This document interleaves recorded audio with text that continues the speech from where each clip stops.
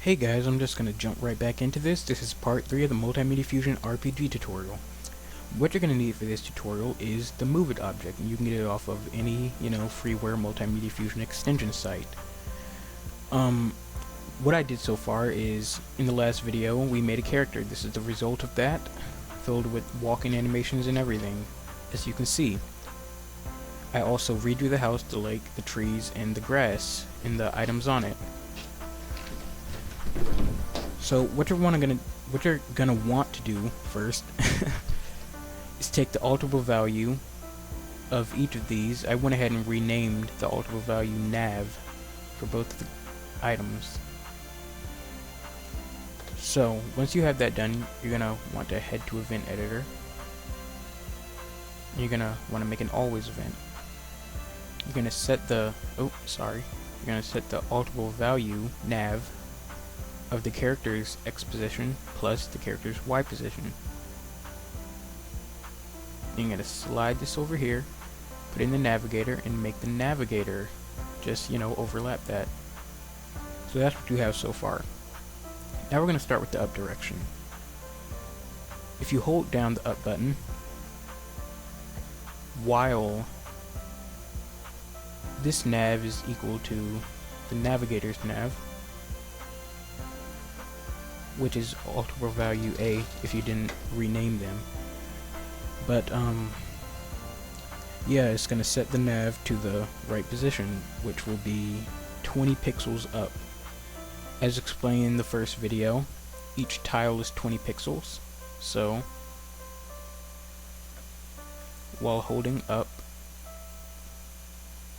the nav will be Y coordinate minus 20, which is just, technically putting it above it. And the X position will be at the X position of the character. You'll also want to clear the queue here. Now,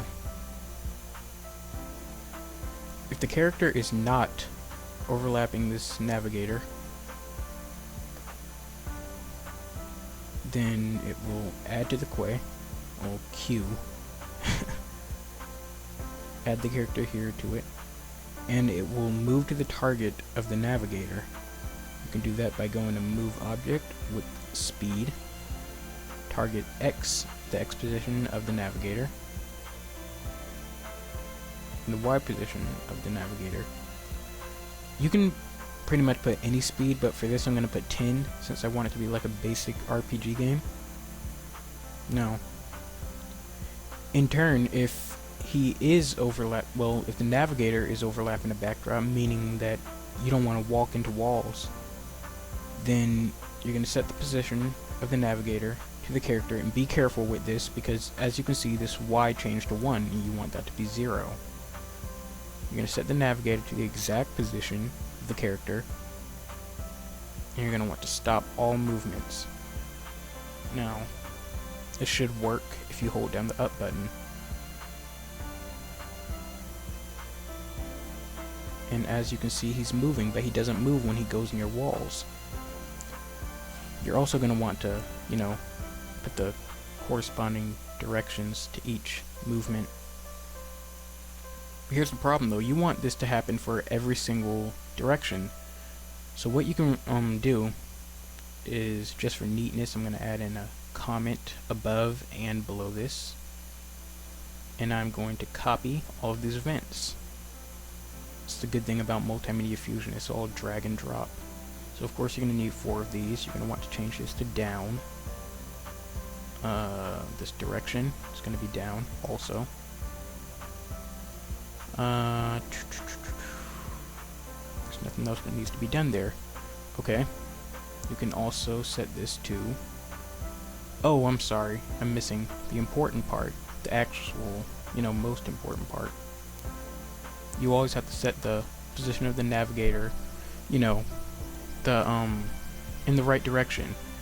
How it works is, you have a tile, a 20 by 20 tile.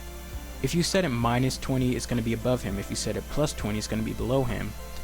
But that's for the Y position. If you make the Y position, just equal to the character, and the X position plus 20, of course, is going to be to the right of him. If you make it minus 20, it's going to be to the left.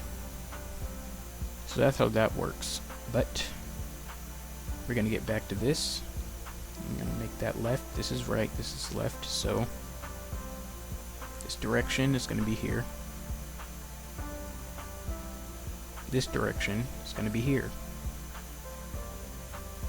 This y coordinate is not going to be taking anything away. It is actually going to be plus 20 since it's on the right. And this will be minus 20 since it's on the left. And the direction is following. Good. So, this is how it should look so far. Now, of course, this navigator isn't going to be visible in the actual game. And you can change this by going to, well, clicking the navigator first.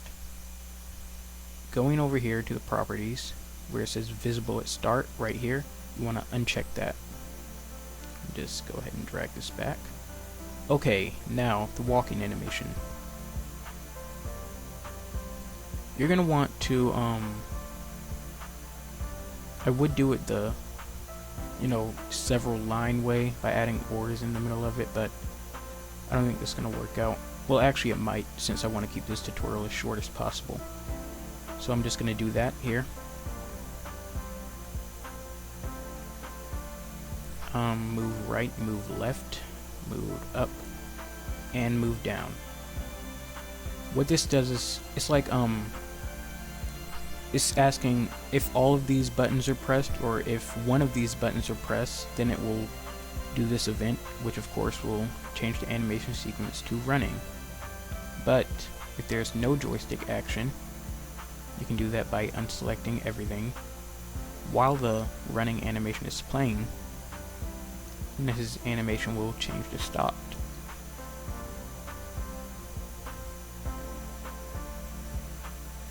So that's pretty much how it looks now.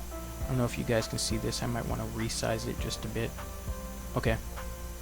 But there we go. He doesn't go past obstacles, which is great. And it looks perfect so far. Thanks for watching. Be sure to like, rate, and subscribe.